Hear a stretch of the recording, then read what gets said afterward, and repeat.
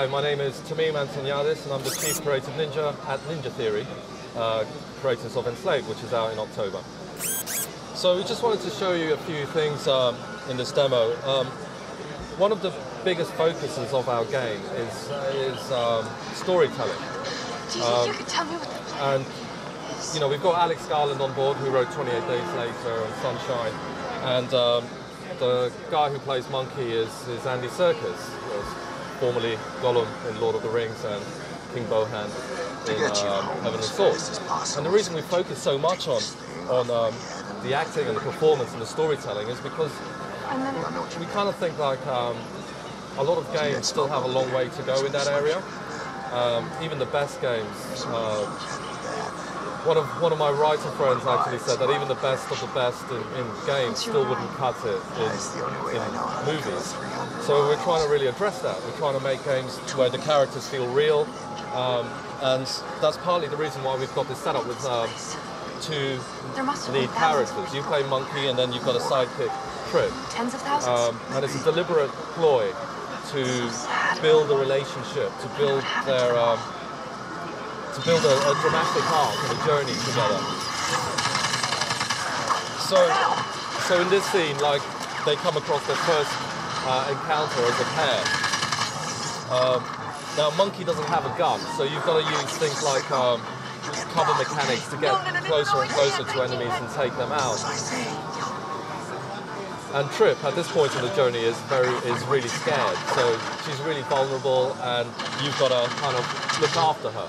As the game progresses, she becomes more and more useful. So she can boost your energy, she can upgrade your equipment, she can scan enemies and find weak points so that you can then take them out as Monkey. So she's like the brains and you're like the brawn. And throughout the journey, you become a real partnership. You can't survive without each other.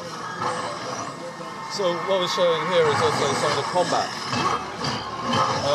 For the combat, we've really focused on the feedback, through the sound effects, through the camera work, because again, like in cinema, most of storytelling is more than just dialogue. It's camera work, it's sound, it's all those things put together.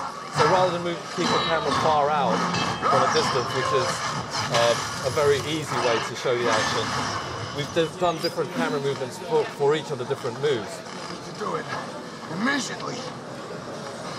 So in this instance, this is the first time that Trip's in trouble, and she stays out of the way. And Monkey tells her, look, when I tell you to do something, you do it immediately. And that brings up this menu, context-sensitive menu on the left trigger, where you can command her to do things. So initially, you can just tell her to come, to follow you, to stay. But eventually, you can get her to upgrade your equipment and provide help and such. I think we can go this way. One other standout feature of our game that a lot of people comment on is the art. Like, why does it look so green? It's unexpected for post-apocalyptic. And well, you know, our last game, Heavenly Sword, was really colourful, and we're allergic to grey and brown. We feel it's easier to make games that are monochromatic, and there's really no reason, in our opinion. You know, our influences are comic books, things like Miyazaki movies. There's really no excuse to not inject colour into the environment. And we looked at what would happen to the world if people die off, and nature would reclaim. It's amazing how quickly nature would reclaim the things that we hold as permanent. And we wanted to convey that bittersweet feeling, you know, where everything's pretty, but It's an EMP pulse. you're really up against these war machines that have just been left behind from a previous world. Now, Trip has a device which is a holographic distraction device. So, in this scenario, you've got several inactive gunner scouts. And in order to get by, you've got to work together as a team. So here we have Monkey. He says, I'm going to go up ahead and I'm going to cause a distraction for you, which he does by waving his arms and screaming out. So while they shoot at him, you can command her to move ahead.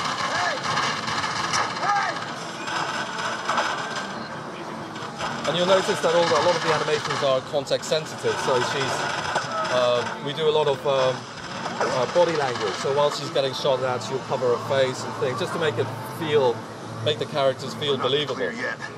Here's the way In out. this section here, there's no way you can get across there on your own. Like, you cannot do it. You'll get shot to pieces. So I might be able to create a she's going to decoy. create a distraction for you. Go! So there's a holographic distraction device, which allows you to then run ahead. And as the game goes on, more and more you have to work together as a team to solve puzzles and overcome vicious mechs.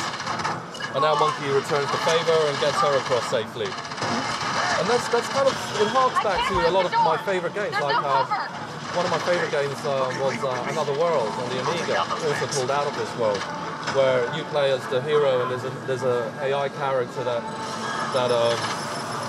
you get emotionally connected to. So we wanted, it's not just about storytelling, it's gameplay as well. We wanted you to feel connected to a real character and feel that that character is real, and really see the character develop, the emotions develop, and do justice to games as a storytelling medium, which has always been our focus on Ninja Theory.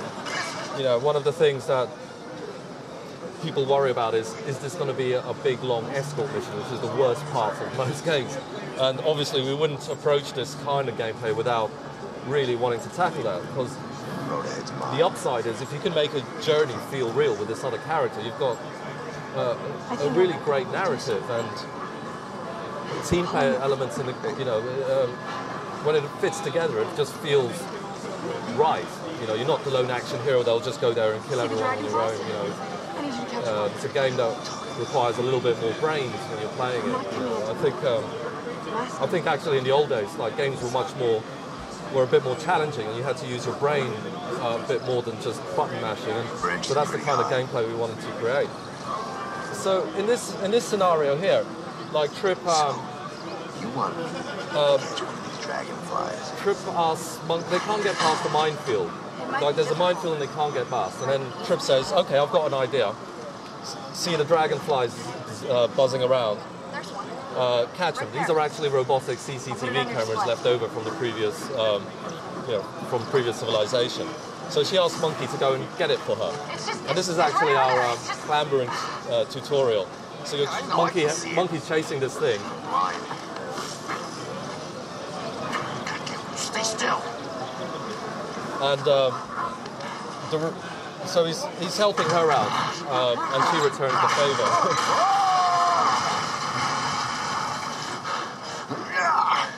Oh, God damn it. Be careful. Thank you.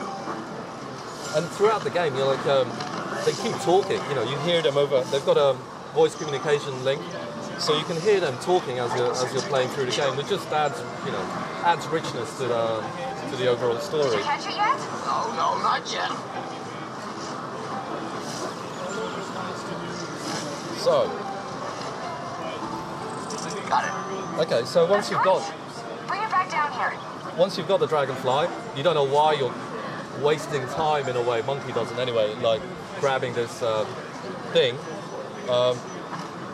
What Trip will do is she'll reprogram it. I mean, because the community she comes from basically gets old technology, reprograms it for their own use. So she's going to reprogram this thing. She's got an onboard wrist computer. I used to play with dragonflies all the time. And reprogram it so it can detect mechs, it can detect the minefields and signatures of the environment. And with that, you can see where all the enemies are, you can see where the minefields are, and you can start thinking more tactically about, okay, now you've scanned an area, how am I going to use this device to plan my own, attack plan?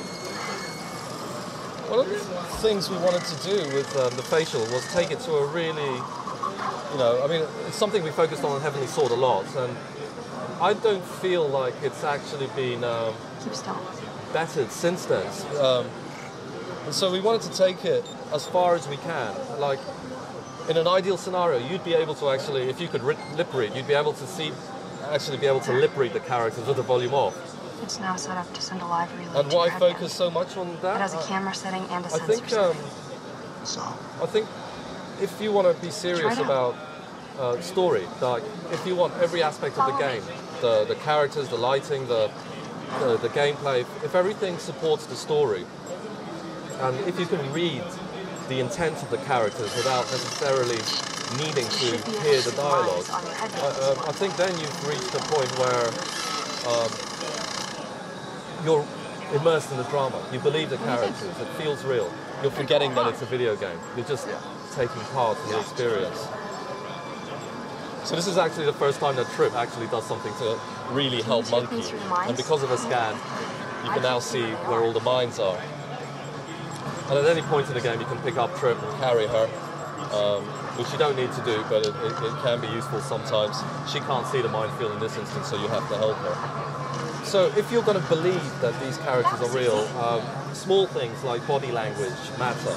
So at the start of the game, if you look at Trip, she looks more insecure. Her body language is more insecure, and depending on what happens in the story, like what the story beats are, it changes. And towards the end of the game, like, you know, she's in her own way, she's as much a warrior as Monkey is, and so you'll see that confidence in her. And these things, they're things that are barely noticeable, and we don't know how much of an effect that's actually going to have on the player, but our intention is that if we can make everything fall into place, body language, dialogue, gameplay, the partnership, the drama, there is an opportunity to kind of elevate the experience, so it's more than the sum of its part, and you just get totally lost in that world. So the game's Enslaved. It's out on Xbox 360 and PS3 this October.